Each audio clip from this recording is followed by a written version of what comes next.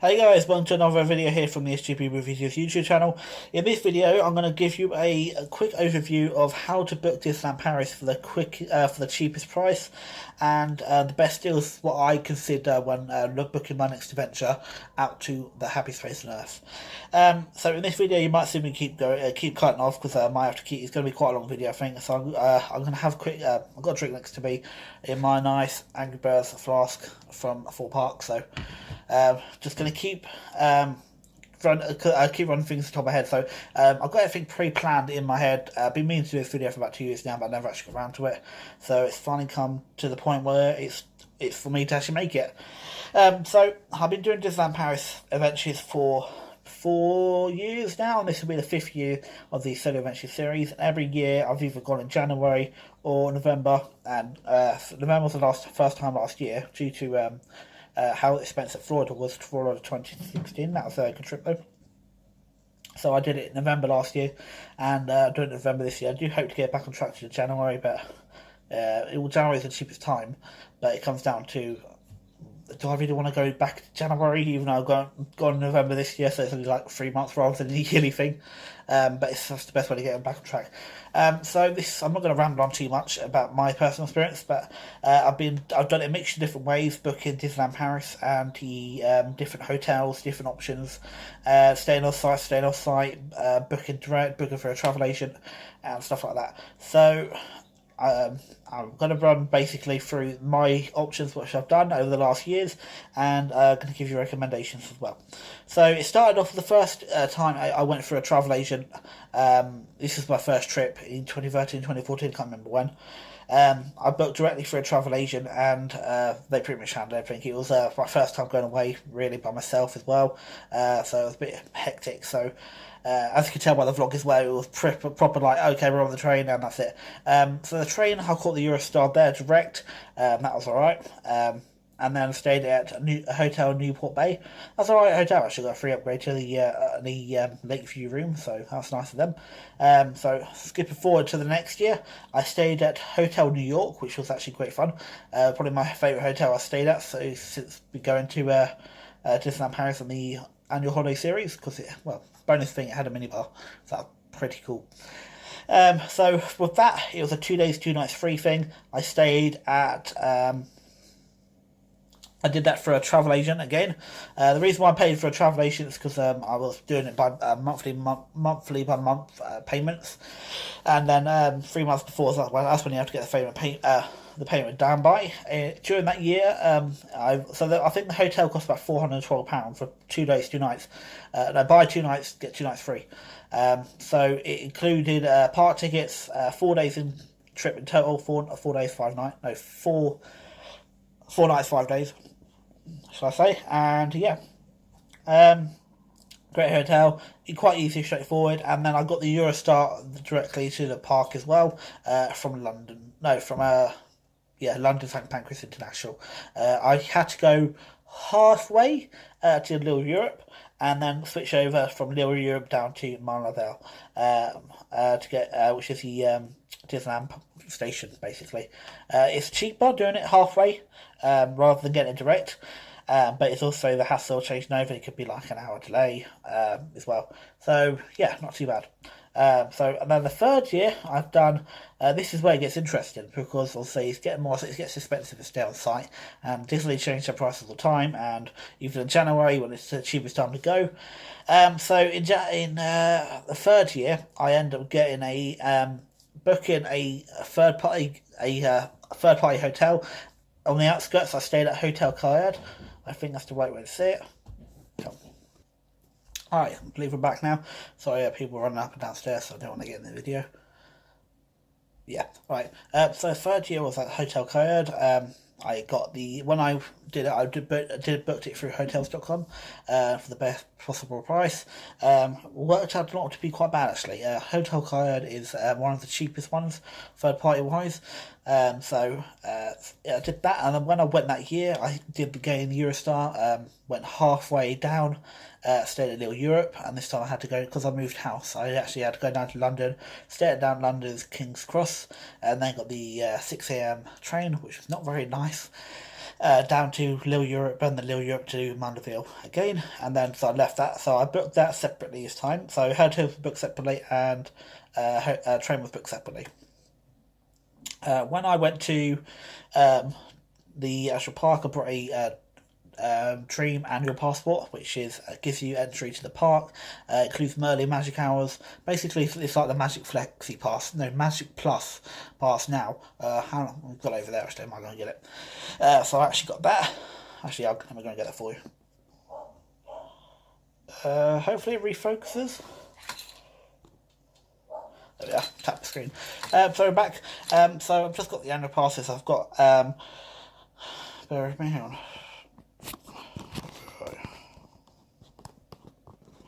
God, right, I need to straighten out a bit. Got the annual pass. So what have we got? No, so this was year's one. So 2 years ago, I got the Magic Dream annual pass. Probably cover up the numbers first place. Basically, it was that annual pass. Included early Magic Hours, and it was €209 at the time, so it's not too bad. And I got a nice little Buzz Lightyear down for it. The reason why I chose Buzz Lightyear is because I can do that. Probably easy. Because the other ones are like not so good. So that's that. And then this year, well, last year they've changed the passes, and then basically this is a new Dream Pass. Basically, it is the Magic Plus there. That expires on the 23rd. Yeah, I'm using it the last day. I'm going to Disneyland Paris 18th to the 23rd this year. So basically that's a new Dream Pass, and I've got a new lanyard, which is the castle and everything. I'm into pin badges now. I've been buying too many pin badges. That's the Walt Disney Studios one, Disneyland Paris, and Illuminations, because they're pretty cool. I need to go and get a couple more as well. I need to get a couple of medals. Maybe I've got loads of Merlin ones as well. Right behind the camera, actually, it's like a ball, like a pinball full. So I'll show you them at some point. I'm gonna keep rambling on. Got all the Florida ones as well on the Florida lanyard. I can't buy so much rubbish, I tell you. So yeah, so that's the passes there. Worked out to be alright. I paid for it up front. So yeah, not too bad. So moving forward to the 4th year, which was last year, this is where it gets interesting actually. I did everything new. Then, well, I stayed at Hotel Cayard again. It was a bit more expensive, but it was alright. I actually flew this time from Doncaster to Charles de Gaulle. That was interesting. The flight, because also flew into Orlando the year before. No, in October that last year, so 2018, so 2 years ago. So last year I stayed, I flew from Doncaster to Charles de Gaulle, and I had to get a magic shuttle. It wasn't very good, well helped. When you get to the airport, you'll usually get mobbed by all the local people. They're trying to get you to get a taxi and stuff to the Paris, so don't do that. If you pay for a shuttle, just try and ignore them and get to the shuttle. It was literally a free for all to get onto the actual magic shuttle. It dropped me off at the wrong hotel, because there's meant to be two. One goes to the on-site hotels like Newport Bay, New York, Santa Fe, Sequina Lodge, etc. That's one to be for the third-party hotels like Hotel Cayard. I think I'm saying that right. Magic Circus, Explorers, and Dream Castles, etc. They didn't have that one running, so I had to get on the direct one, and they dropped me off at the park, and then I had to go from the park down to on the bus to my Hotel Cayard, so that took 10 times longer than they should have done, and it wasn't very fun. So that's all that. And then that year I also did, so I flew instead to Eurostar and Hotel Cayard again. And also I also got a, the Magic Plus. But instead of paying for outright, I bought a day ticket just to get into the park, and luckily it closed at 5, and I forgot my passport as well. Being the nut jams, I had to go back to the hotel to get to my passport. If you follow the series, you will have seen that. And then, so I had to do that. I had to give them an IBAN number, which is international bank number.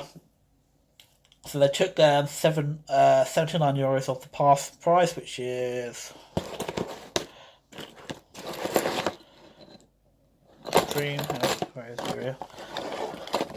€249 it is for the Magic Plus. They got Magic, Flexi, Magic Plus, the Affinity, and I can't remember the first one, but the first one's useless, don't get it because you can't use it for the first 3 days. So they took that, and then monthly payments get taken out by bank. Unfortunately, there's something wrong with my bank, so every month I get an email to pay them to bring the credit card file up to the credit file up to date. So yeah, they keep suspending my pass and redoing it. So as long as I pay them, it's fine. That was all fine. You get discounts in the hotel with your annual pass as well. Discounts in restaurants and also the boutiques and shops. Okay, so basically that's basically my history of all my planning. Now I'm going to give you the best tips of how I would do it. So actually, I'll go on to this year. So this year I booked well in advance with hotels.com.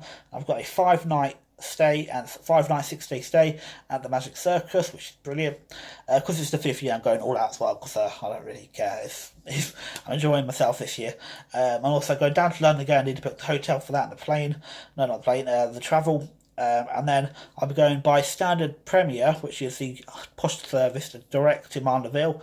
It was cheap. It was €79 going up there, and about €100 coming back. So it's a big, 46 going up, 72 coming back. So it came to about 146. So big difference coming back, but I'm doing it because why not? Magic Circus, never stayed there before, so that's another third-party hotel. I managed to get it through things as well. I did it through Top Cashback. I'll put my Top Cashback URL at the bottom of the video as well. If you sign up, guys, also you can sign up without my referral link, but if you sign up, it gives me a bit more help in saving up for events because I use all the credits towards that towards new experiences because I get extra credit, which means more content for you guys as well. So it's just a little way for you to get back, really. Also, you can sign up without a referral link, but please do consider signing up. So I booked that through hotels.com. If you are booking a hotel stay, don't use any coupon codes because you can't. You just get like 10% cashback if you book without hotelsrewards.com, and if you do book with rewards.com, you get like 4%, 6% back, depending on the rate at the time. Promotions change all the time. So I did that, and I'm getting a 6-night stay, 6 nights towards my. So you get 6 credits, and once you reach 10 credits, you get 1 credit for every night you stay. I'll get a free night based on the average price. So I get 20% back. So I get 10%, 6% cashback and 10% from hotel, so it's not too bad. And then booking that, the annual pass, because of the annual pass I bought it last year, and I'm going back November this year. I'm going back just before it expires, and I'll be using my annual pass for the last day it expires. So again, if you probably think £250 is a lot of money to spend on an annual pass when you're not going there, but if you do an annual trip or go multiple times throughout the year for like Halloween, summer, Christmas and stuff, look out for blackout dates actually.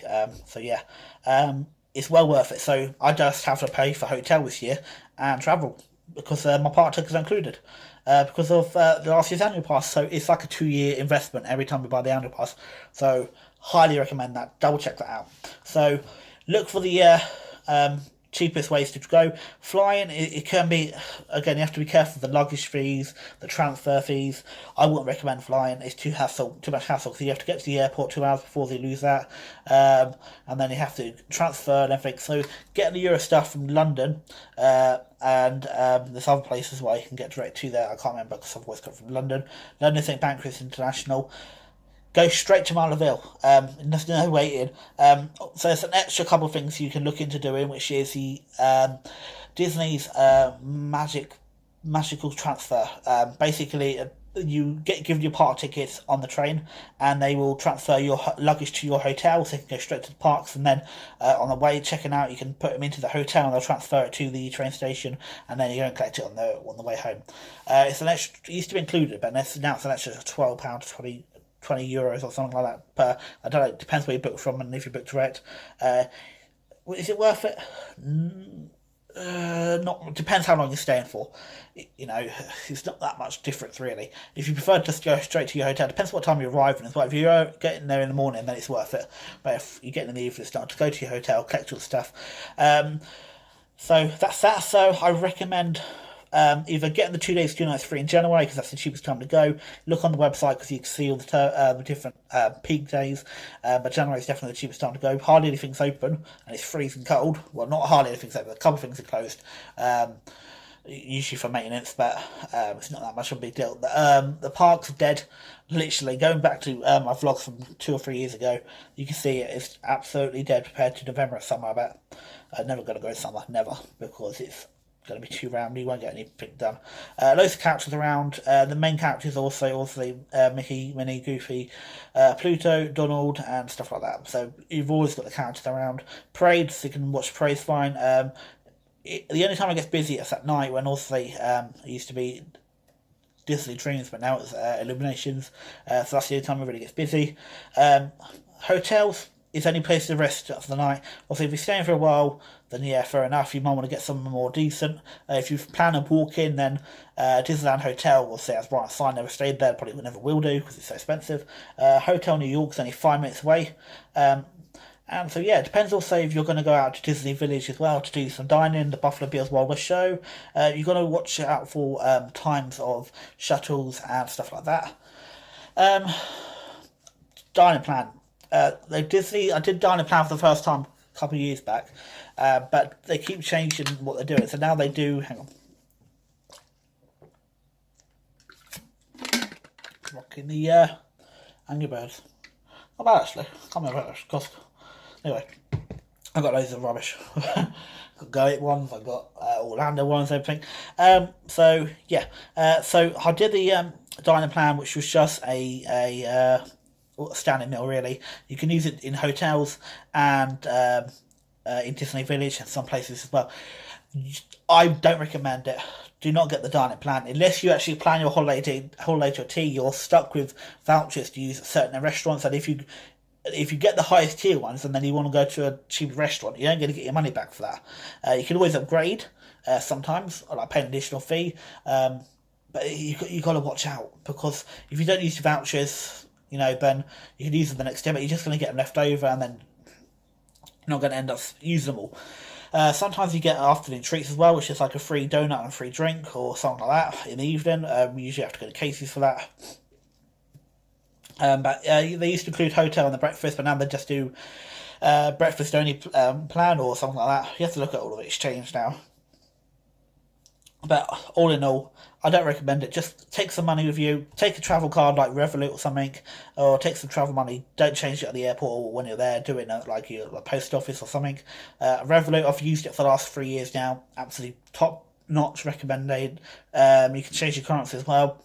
Transfer easy, add extra funds to your account, and it's the ones at higher rates as well. Because usually, let's say if it's 1.28 in the shop, it'll be 1.32 usually on the Revolut app, because the Revolut does it by Google's rates and stuff like that.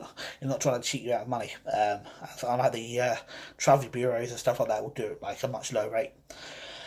So definitely recommend that. So dining plan, don't just take your money, buy what you want, and yeah, you're not stuck with how to eat at higher restaurants, or if you want to change. And yeah, unless you're really good at planning your vacation and you know what you're going to be doing every day and you're not going to be changing it, then go ahead, because it might save you money. But I wouldn't recommend it one bit, because I was stuck with so many list choices. I'm a picky eater. I end up using that at Next Dine a few times just to use them up. So that's that. So my ideal thing with the top recommendations are: look at what you want to do, how long you want to stay, look at annual pass rates, or see if your family, sometimes 7 years old, some years I'm going to go free. Really, if you're a solo traveller like me, I'll do a separate video on that, really, about doing Disneyland Paris alone, because a lot of people think, why did you go alone? Basically, because why not? I'll give you more depth think about that in another video. If you have any suggestions regarding Disneyland Paris videos, just let me know, guys, and I'll look at it to my to-do list. Oh god, 20-minute video this is so far. So that's that. Yep, so look at the deals in advance, because if you got 2 nights free, 2 days free, free dining plan or something like that, and etc.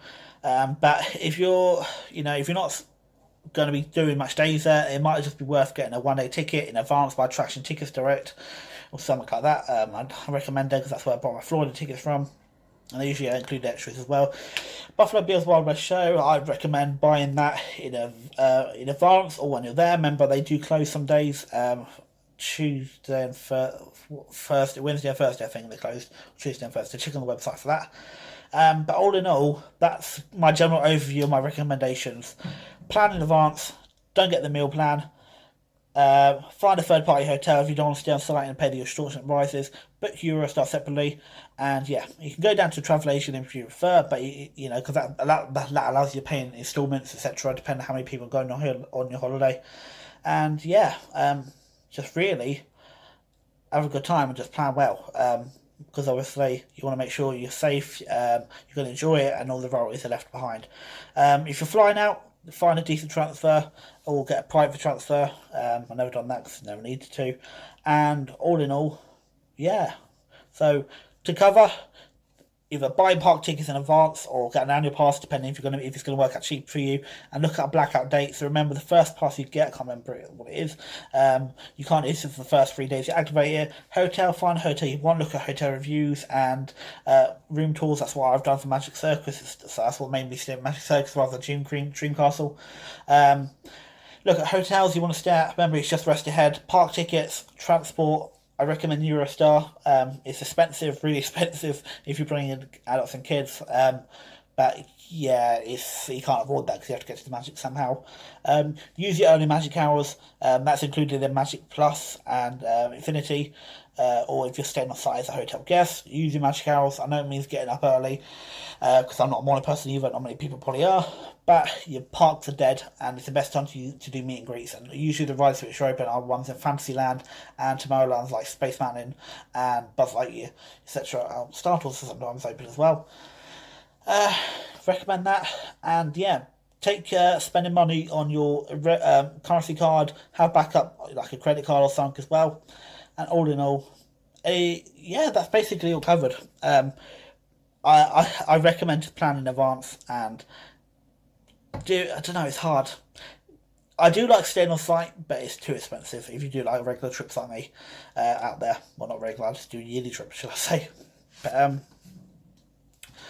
yeah, I hope you enjoy, guys. If you have any suggestions or comments or questions regarding this video, I know it's been all over the place, but that's what I get for doing it off the top of my head. I just want to make sure I've got everything covered. Leave me a comment below.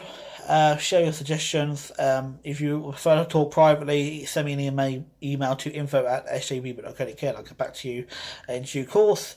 And yeah, this is my second guide video. I've only done one, which is for the Merlin VIP annual pass. I need to want to cover all the passes really. Give my top recommendations. If you're going to buy an annual, remember to sign up. Also, yeah, if you go through VNS, I think it is on the top cashback or VGS, you get cashback on that as well. So I'll link my cashback link below. Again, sign up please on that, and then you know, it's worth it because I get a bit of something, and I think you get something as well. I think I get like £7.50 or something. I can't remember. They run promotions all the time, but I do appreciate that if you sign under my link. And yeah, that's how I get my cashback. I've booked so many. Alright, this is a bit side story. So I've just recently done the London Tube experience. It's £169 to do the actual experience. I had a 25% off discount code, and I got up to about £100 worth on my top cashback. As a Plus member, you can get an extra 25% on that. So really, I got the zombie experience for £400 rather than £169. You know, and then I'll be using that even more for when I do different experiences as well. Yeah, the channel's not really built on vlogs anymore. I used to do vlogs like early, but when I first started, but it's more about experiences now, and ride POVs and shows and stuff like that, and holiday series. You know, I'm trying to push the content out, so hence I'm doing the guide video. So I've been rambling on for almost 24 minutes now. Anyway, guys, send any suggestions, any comments at all. Don't be shy, just let me know, and I'll try and get back to you as soon as possible with my best feedback. And yeah, any follow-ups or any subjects like do you want to know what you know the best things to do at Paris, or the best like evening things, best restaurants? Just let me know, and I'll add it to my to-do list. Yeah, enjoyed it. I finally got this done, and so I hope some of the tips help. Again, don't hesitate to contact me. Anyway, until then, I'll see you in my next adventure.